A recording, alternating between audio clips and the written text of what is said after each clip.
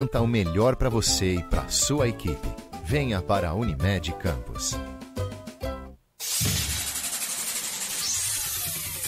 Começa agora o Folha no Ar, primeira edição.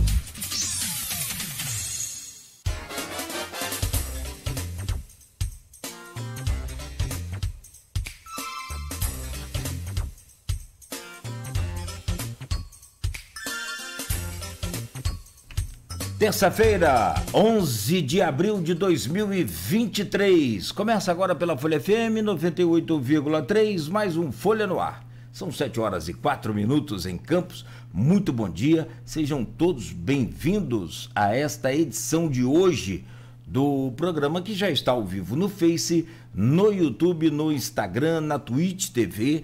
Também daqui a pouco estará disponível em podcast e logo mais reprise na Plena TV.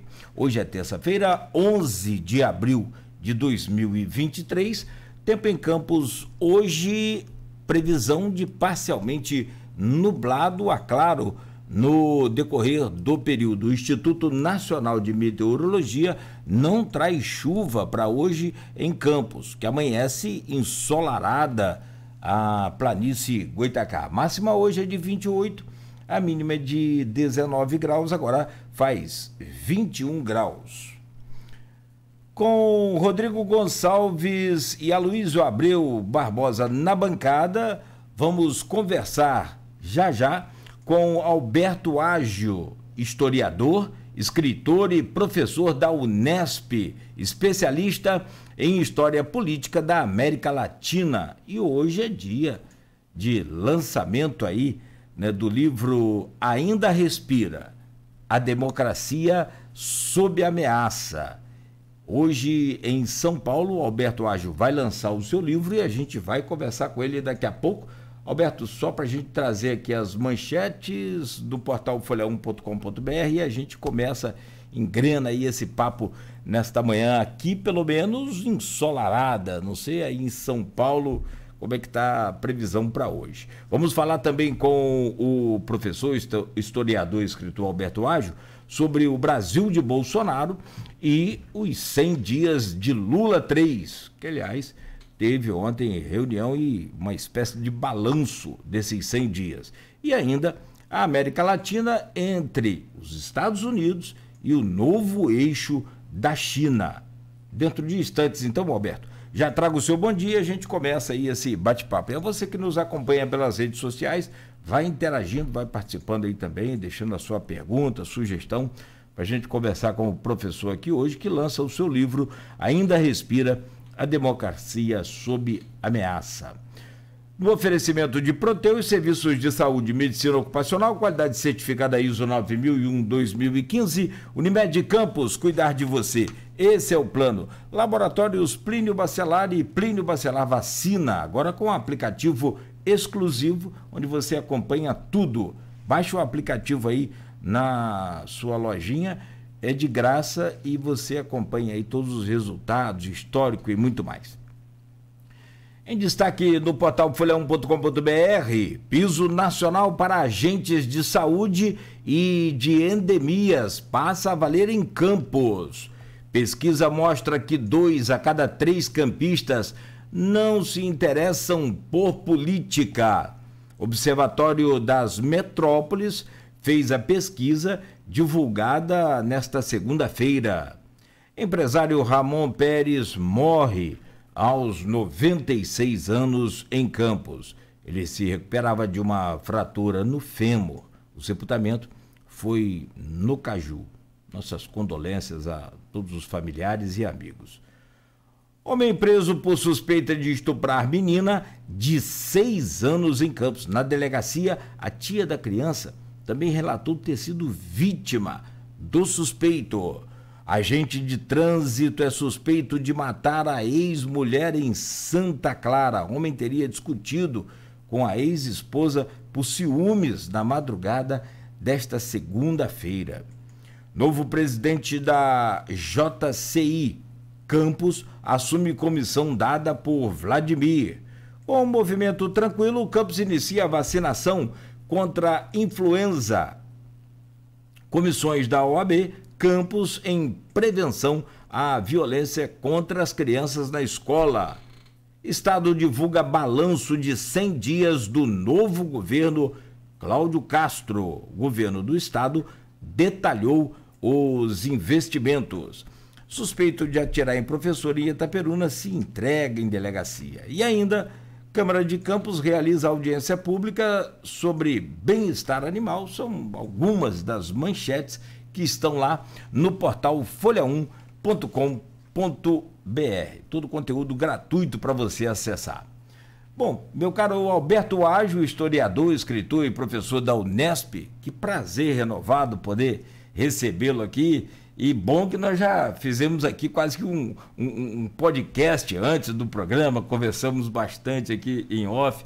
Sempre bom, muito bom poder recebê-lo aqui, né, e enriquecer o nosso culto conhecimento. Obrigado, bom dia, prazer renovado.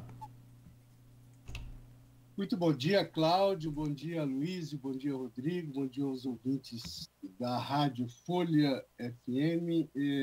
Com muito prazer que eu aceitei o convite de vocês para poder conversar um pouco hoje sobre a política brasileira e outros temas, né, na América Latina, no mundo em geral, num dia que eu estou fazendo o lançamento de um livro que tenta registrar, né, o que eu escrevi nos últimos anos, particularmente de 2018 a 2022, com a eleição aí de outubro do ano passado e a vitória do Lula, né, a vitória da candidatura do PT, né, diante da perspectiva de reeleição do Bolsonaro. Então, eu selecionei os textos que eu escrevi nesse período.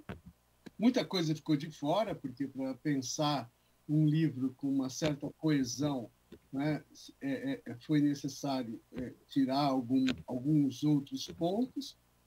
E, obviamente, eu espero que o livro possa estimular, né, uma reflexão um pouco mais aprofundada sobre o que se passou, colocando novos elementos também para a gente repensar o Brasil, o lugar do Brasil, as questões mais transcendentes e as contradições mais vigorosas que estão na cena mundial, que nos importa também. Não é possível mais, no momento em que vivemos, no tempo em que vivemos, pensarmos uma história brasileira, uma política brasileira fechada em si mesmo, fechada no Brasil. Então, por isso, o livro tem também essa perspectiva de olhar o Brasil, a democracia, as ameaças à democracia de uma perspectiva global, né?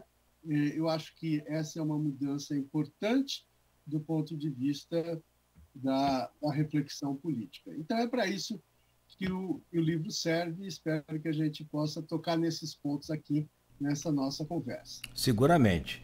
Deixa eu trazer o bom dia do Rodrigo Gonçalves, titular dessa bancada nessa semana, e a seguir eu já trago o bom dia do Aloysio. Rodrigo, bom dia, seja bem-vindo. Bom dia, Cláudio, bom dia, professor Alberto, também o Aloysio. É sempre um prazer estar com vocês aqui, né? E tenho certeza que a entrevista vai ser uma entrevista que vai me acrescentar muito enquanto repórter de política. Tive a oportunidade de acompanhar a entrevista que o Aloysio fez junto com vocês em final de dezembro de 2021, e muito do que como foi impressionante ver que muito do que foi conversado por vocês naquele momento acabou se confirmando, né? E eu tenho certeza que hoje vai ser para a gente renovar, né, aquele bate-papo e também trazer novas informações para os nossos ouvintes, não só em quem acompanha a gente em 98.3, né, aqui pela região, mas também pelas redes sociais, pelo Facebook, YouTube, Instagram. Muito bem. E é pena que demora muito pro Alberto Ágio voltar, né? Você vê, dezembro de 2021 para março, abril de 2023, né? Tem que lançar livro todo semestre. Meu caro Aloysio Abreu Barbosa, hoje nosso é convidado da bancada, é titular também dessa bancada. Seja bem-vindo, bom dia, né, e obrigado já pela presença. Bom dia, Cláudio Nogueira, bom dia, professor Bertuage, obrigado pela presença. Vou ter que conversar bastante nesses 3 blocos. Bom dia, Rodrigo. Bom dia, Beto, no estúdio. Bom dia, sobretudo, você, ouvinte pelo streaming, telespectador do Folha no Ar. Nosso bom dia a 3 categorias que sempre nos acompanham nesse início de jornada, de segunda a sexta, nos inícios de manhãs, os taxistas no trecho aplicativo e os professores aqui representados hoje, o professor, historiador, professor da Universidade de São Paulo, o professor Bertuage. Eu só queria falar, antes de começar a entrevista, fazer 3 apontamentos. Primeiro, dar os parabéns pela vitória de 4-1 no domingo. O baile que o Fluminense deu no Flamengo, o Fluminense do meu pai deu no meu Flamengo, né? O Fluminense do Cláudio Nogueira também. Um baile, um golaço de Marcelo, parabéns pelo título, mais que merecido. Diniz é hoje, no meu entender, o melhor treinador brasileiro, é o único que resgata aquilo que se convencionou chamar futebol arte, que o Brasil, na verdade, só praticou em Copa do Mundo até 1982, já faz algum tempo. Registrar o pesar pela morte de seu Ramon Pérez, que era uma figura muito conhecida e querida na cidade, conheci ele desde criança, era um leitor assíduo meu e crítico sempre que eu encontrava, tinha muito carinho por ele, era uma figura muito querida, as manifestações vêm de vários lugares, também do Aeroclube, onde foi um dos precursores. E registrar que a pesquisa, Nogueira, do Núcleo Norte Fluminense do Observatório das Metrópoles, que pertence ao Instituto Nacional de Ciência e Tecnologia, sediado na FRJ, é feita aqui em Campos pela pesquisadores da UENF, da UF, do IFE e da Cândido Mendes. E vou ter mais detalhes, vamos trazer mais detalhes sobre ela amanhã no ponto final, bem cedo nas bancas da Folha da Manhã. Perfeito. Professor, o que o leitor deve esperar do seu livro, que será lançado hoje às 18 horas na Martins Fontes, na Avenida Paulista, Ainda Respira, a Democracia sob Ameaça. Bom dia. Bom dia, Luísio. Como eu já adiantei um pouco na minha primeira intervenção, o livro é, de um lado, um registro, né, desse momento dos 4 anos da vitória de Bolsonaro até a derrota aí no ano passado, 2022. Primeiro, um registro analítico através de determinadas conjunturas. São 2 grandes capítulos que pontuam, né, como foi o governo Bolsonaro do ponto de vista político, não tanto do ponto de vista econômico, do ponto de vista cultural, social, naquilo que interfere no plano político, sim.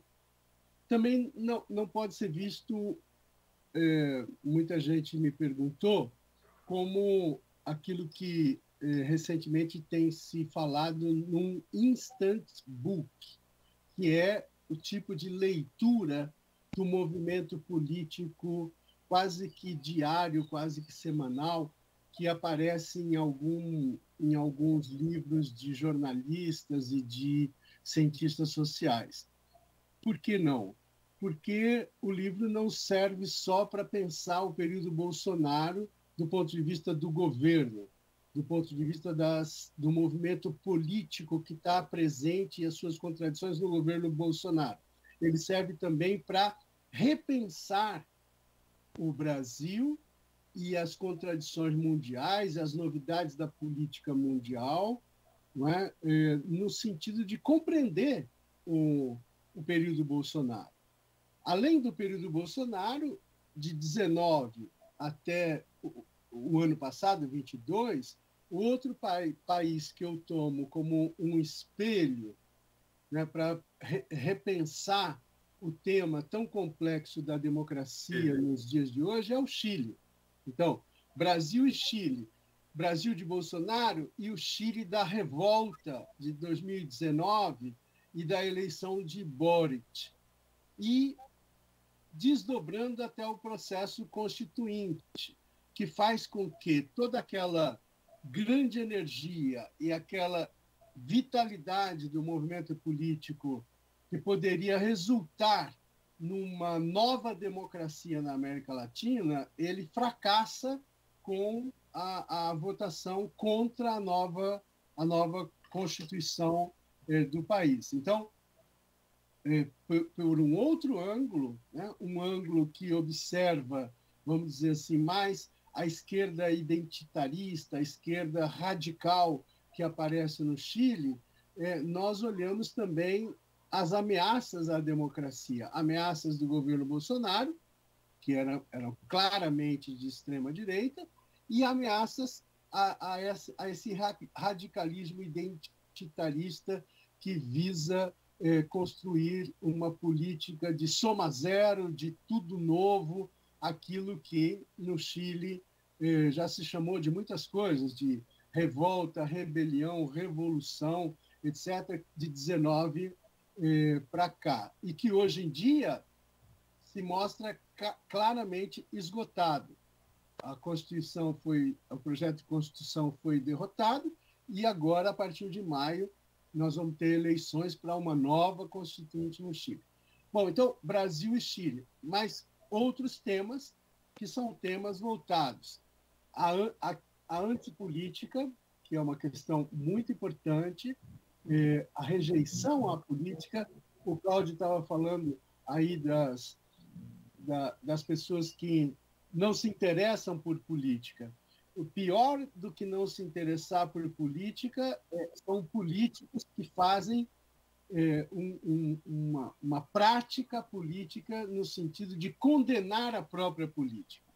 Então, isso esse é um tema que eu acho que nos persegue e está presente no período Bolsonaro, está presente no Chile, enfim, em outros lugares. Temas como o iliberalismo, né? Ou seja, essa direita, essa extrema-direita, ela já prega uma espécie de democracia, entre aspas, né? Iliberal, ou seja, que destrói os fundamentos da democracia liberal que foi sendo construída e fundamentada e oxigenada, etc., depois da Segunda Guerra, né, e que essa extrema-direita qualifica como esquerda, como socialismo, como o pior dos males da humanidade. Então, esse tema do iliberalismo, eu acho que é importante e numa perspectiva mundial, porque nós vemos que é o líder da Hungria que vem aqui na posse do Bolsonaro, é o filho do ex-presidente Bolsonaro, Eduardo Bolsonaro, que é parte de uma articulação da extrema-direita mundial. Então, esse tema do iliberalismo, o que significa isso, eu acho que é um pano de fundo. E, por fim, a crise da democracia, a crise da social-democracia, e aí, né, mundial, brasileira, chilena, né, essas tendências social-democratas, elas estão sendo questionadas e muitas vezes derrotadas politicamente na América Latina e em outros lugares do mundo, apesar da resiliência da social-democracia na Europa, né, e nos Estados Unidos. Então, esse é um outro tema, né, na medida em que aquilo que se chama genericamente de centro-esquerda tem uma relação com a social-democracia, com o reformismo que veio do comunismo, do Partido Comunista Italiano, etc., e que hoje também vive uma crise de horizontes políticos.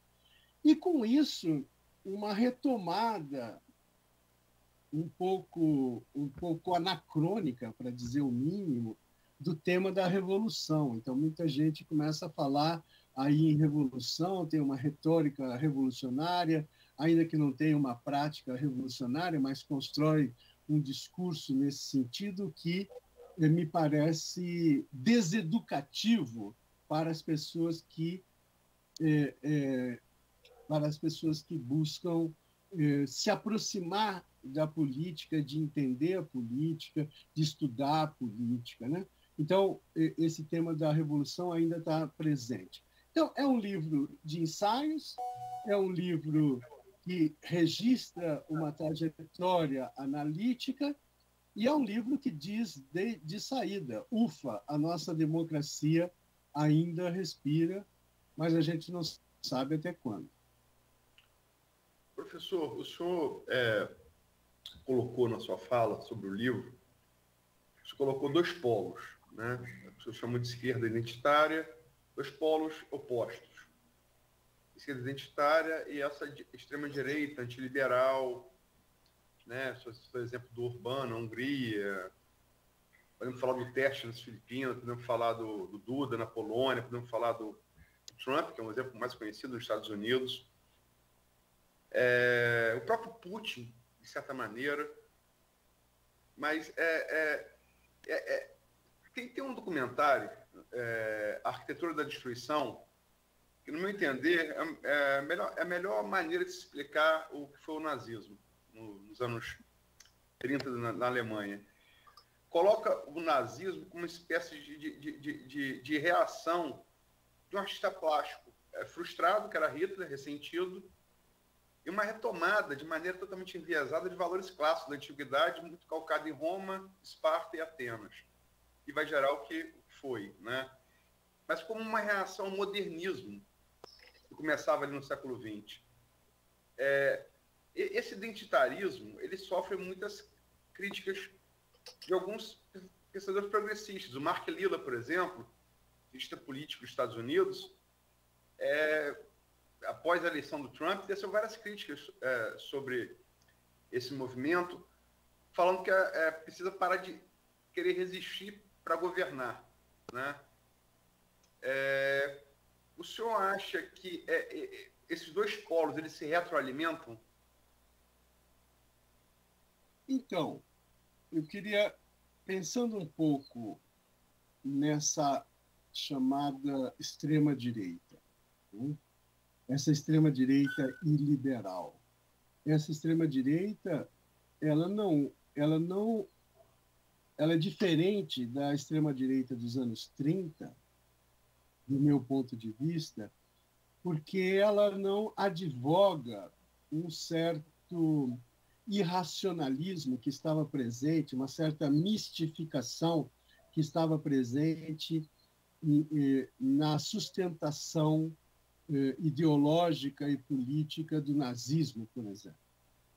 Essa nova direita, ela é racionalista, ela é muito mais instrumentalizadora e muito mais capaz de tomar as dimensões modernas, agora não só da indústria, como foi o Mussolini, né, como foi a direita militar aqui no Brasil, não só da dimensão econômica, mas da dimensão comunicacional. Então, uma lógica racionalista comunicacional que vai no sentido de uma pós-verdade estabelecida por meio da finalidade política. Então, se a minha finalidade política precisa ser alcançada, eu mobilizo tudo aquilo que eu posso mobilizar, independentemente de qualquer sinal ideológico, de interesses, etc., para obter a minha vitória. Então, se os elementos tradicionalistas podem ser uma sustentação, como no caso do Orbán na Hungria, isso é utilizado. Se essa lógica comunicacional errática, mas instrumentalizada, pode ser usada, como na Inglaterra, do Brexit, né, fazendo discursos para todos os lados, condenando a presença da Inglaterra na União Europeia, né, na estrutura do euro, mas, enfim, a Inglaterra nem tinha entrado na estrutura, mas na União Europeia, isso é utilizado. Então, eu acho que nós estamos diante de um fato novo da esquerda, não, da extrema-direita no mundo. Eu gostei muito desse livro, que aí aparece invertido, né? Chamado O Mago do Kremlin, do Giuliano da Empoli, que é uma narrativa meio que jornalística, meio que romanceada, do que significou a ascensão do Putin na Rússia, né? E aí está presente, do ponto de vista de fundamentação, o que norteia essa extrema-direita mundial. Agora, de outro lado, a esquerda, e a esquerda latino-americana, a esquerda norte-americana, se alimentaram do identitarismo, né? O identitarismo acabou substituindo a ideia de revolução que era predominante nos anos 60 e 70, a questão da defesa muito radical, extremada, de segmentos que acabam se juntando quase que artificialmente, então, não importando muito como é que isso se junta, né? Esse identitarismo radical busca reinventar o mundo, né? Então, substitui a revolução, mas, ao mesmo tempo, assume um ethos revolucionário. E fazendo isso, a perspectiva de que, por meio da democracia, se possa construir um novo horizonte civilizacional, fica perdido. Então, não se aproveita, do meu ponto de vista, bem e corretamente, as demandas identitárias que, sem dúvida, elas existem na nossa sociedade do ponto de vista cultural, do ponto de vista social. Então, eu vejo uma retroalimentação, como você coloca, independentemente de outros setores, por conta de que aparecem duas posições extremadas, mas, só metaforicamente, entre elas não frutificou uma nova posição a partir da democracia, etc., que é insinuada em alguns pensadores contemporâneos, como Jürgen Habermas, né? Isso aparece insinuado, como você citou o Millar, né? O sociólogo e historiador norte-americano, que faz essa crítica pesada ao identitarismo no momento em que o Trump vence, né, a eleição. Então, por que os democratas perderam? É essa a questão que ele coloca, muito, muito pertinente. Mas, veja, ainda nós não temos vamos chamar assim, uma nova orientação que possa, obviamente, não permitir que essa direita capture, né, a massa da população, a mídia, etc. Então, não permitir que essa direita avance, mas, ao mesmo tempo, possa evitar essa espécie de anacronismo reinventado que as esquerdas atuais parecem gostar e compor, né, e que acabam gerando, vamos dizer, um déficit de orientação política que mais à frente a gente vai perceber. Mais à frente a gente vai perceber e como são os temores hoje da continuidade do governo Lula e das dificuldades que já se pode aventar, né, daqui para frente. Então, eu tenho a impressão que, em situações novas, né? A extrema-direita está colocando uma abordagem nova. A esquerda, o identitarismo aparece como uma abordagem nova. E que, do ponto de vista social, a esquerda tem sido vitoriosa e muito contra-atacada pela extrema-direita.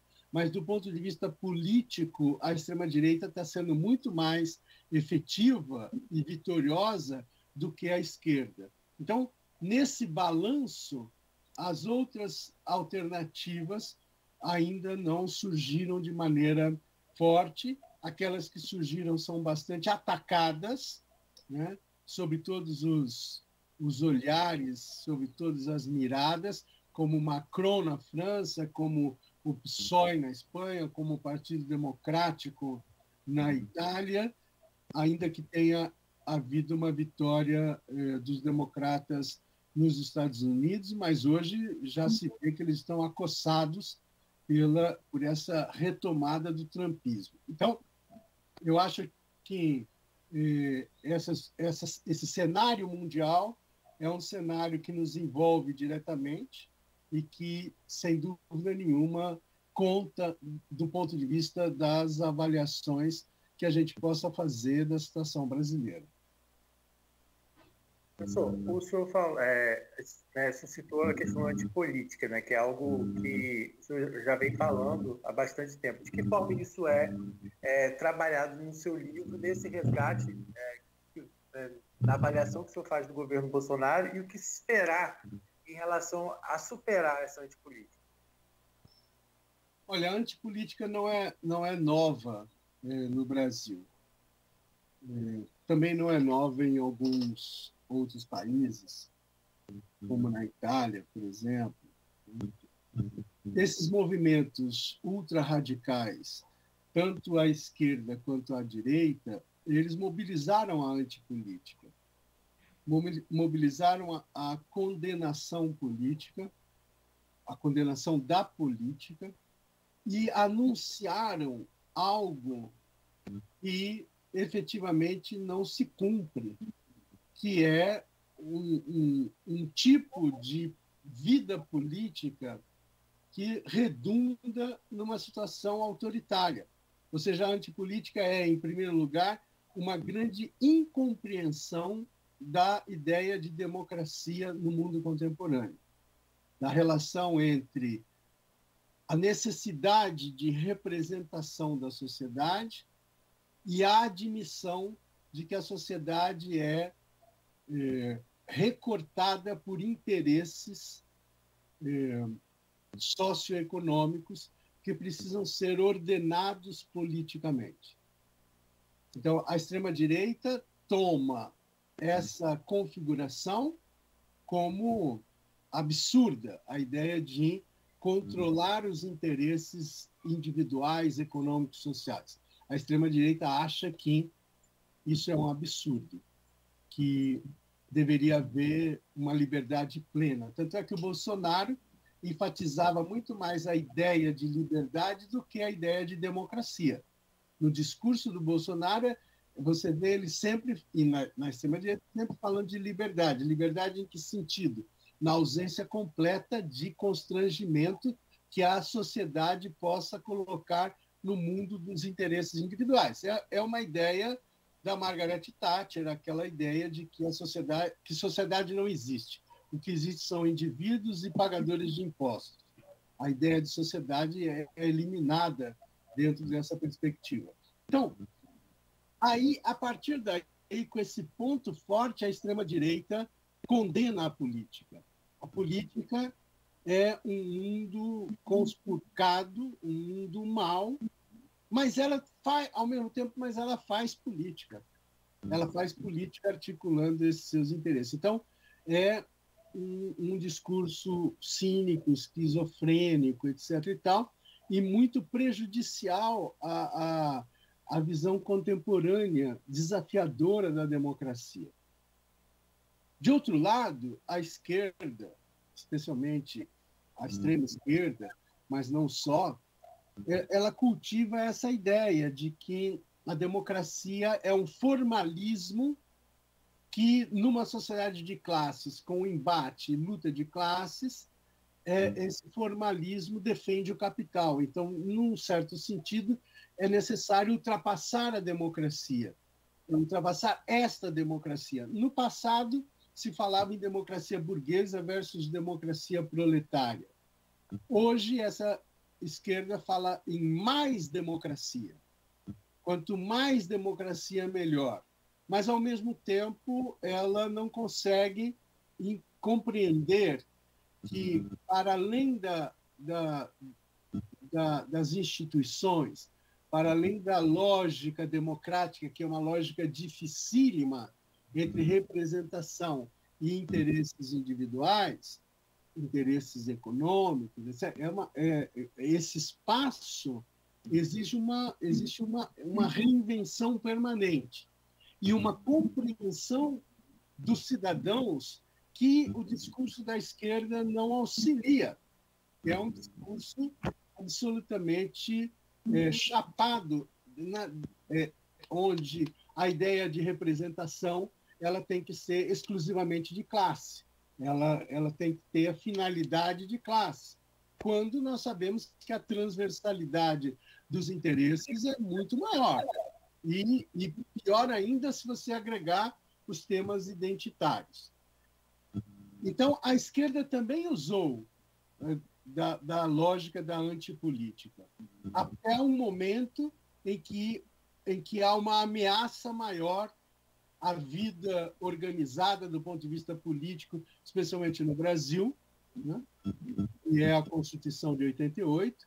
Aí essa esquerda percebe, né, o erro de não ter aprovado a Constituição de 88, a ausência de crítica frente a essa decisão foi uma decisão absolutamente equivocada. Ela percebe que a extrema-direita bolsonarista é destrutiva das instituições que a democracia brasileira vem criando desde 88. Então, diante dessa ameaça, a esquerda brasileira se abriu a essa ideia de frente democrática, de frente ampla, que é esse o cenário que está presente na eleição do Lula. Mas faz isso de maneira limitada, porque não compreende muito bem isso. Então, a antipolítica é, digamos, a expressão dessas duas maneiras de desentender a democracia. Não é de entendê-la, de desentendê-la, de desinformar a cidadania sobre a democracia. Então, o livro Ainda Respira mostra que a democracia ainda não morreu, ela está numa situação difícil, ela respira, talvez, como Vinícius Miller, fazendo a resenha do meu livro, termina dizendo, olha, essa democracia nossa aqui está respirando por aparelhos e nós temos que tomar muito cuidado nisso, né, com essa situação. Então, eu penso que na eleição do Lula, a eleição contra o Bolsonaro, do ponto de vista do PT, não há frente democrática nenhuma. A frente democrática surge na sociedade, a sua grande expressão é aquele evento que aconteceu no Largo São Francisco, que foi resultado de uma posição ultra antidemocrática do Bolsonaro, chamando os embaixadores para cá, para denegrir o processo, denegrir não é uma boa palavra, né? O processo eleitoral brasileiro. Então, há uma reação da sociedade civil como um todo. Então, aí aparece essa ideia de uma frente democrática para derrotar o Bolsonaro. Depois, se vocês quiserem, eu falo um pouco mais disso. Para otimizar aqui esse tempo desse bloco, já praticamente esgotado, tem uma pergunta lá no grupo de WhatsApp do programa e do blog Opiniões, que é do Aloysio Abreu Barbosa, e vem da jornalista Silvana Venâncio. Ela é de Bom Jesus, do Itabapoana, e diz aqui, professor, existe alguma semelhança do governo do Gabriel Boric, do Chile, nos seus primeiros 100 dias, ao do governo Lula? Olha, o que eu posso dizer é, eu acho que não. Eu acho que, primeiro, Boric, ele chegou ao governo com uma expectativa muito mais elevada do que a do Lula.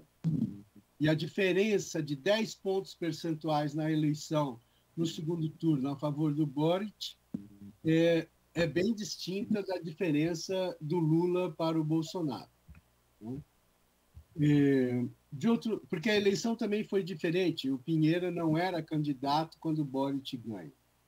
Segundo, o Boric é resultado de todo um movimento social e político radicalizado, que os chilenos chamam de outubrismo, que é o outubro de 2019, que é essa ideia, né, de como se alastrou a crítica total ao Estado chileno, à concertação, ao processo democrático, à Constituição, que permanece pinochetista, com algumas reformas. Então, tudo isso gerou um caldo de cultura que na eleição do Lula não teve.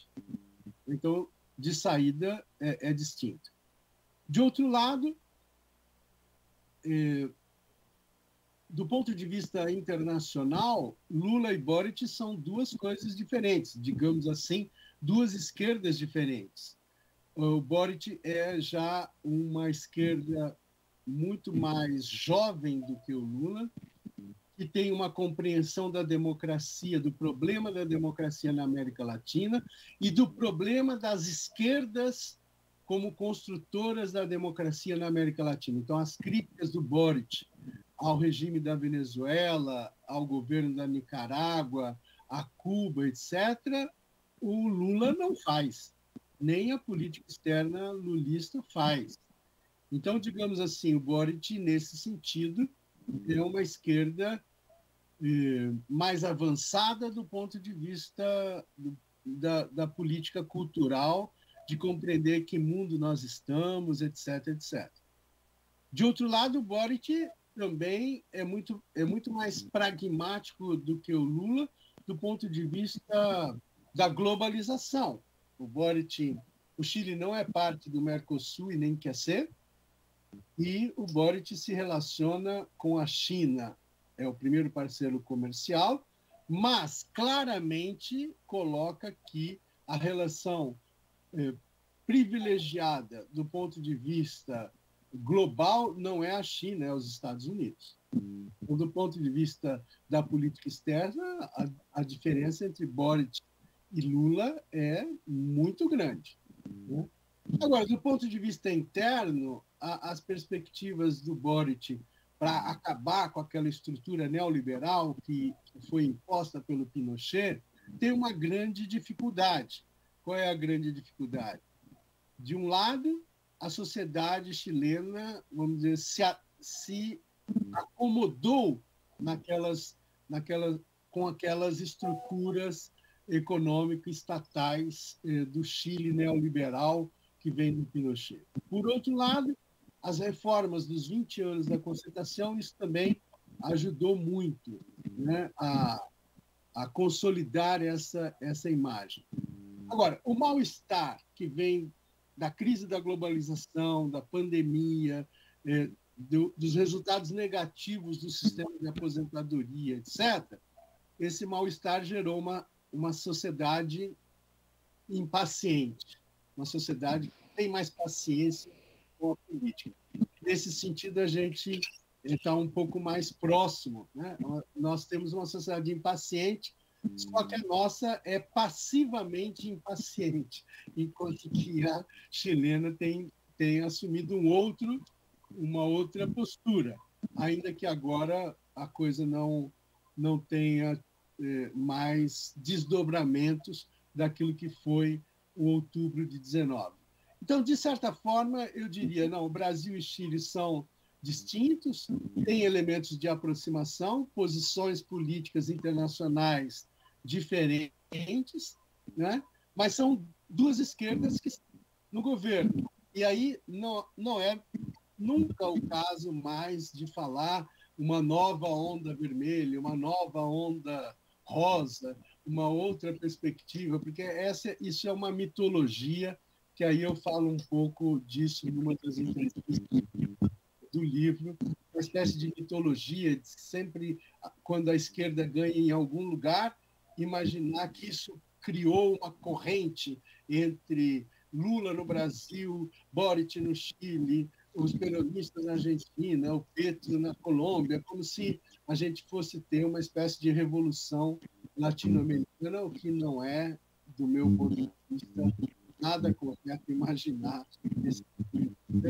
É transformar aquela ideia de uma revolução continental, de liberação da América Latina, numa fábula que imagina que essas esquerdas irão realizar algo como se fosse uma grande emancipação, né?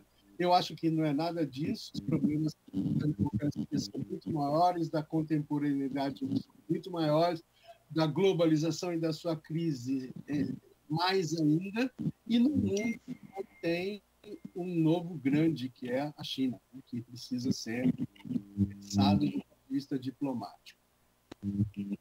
Perfeito. Professor, são 7h49 agora em Campos.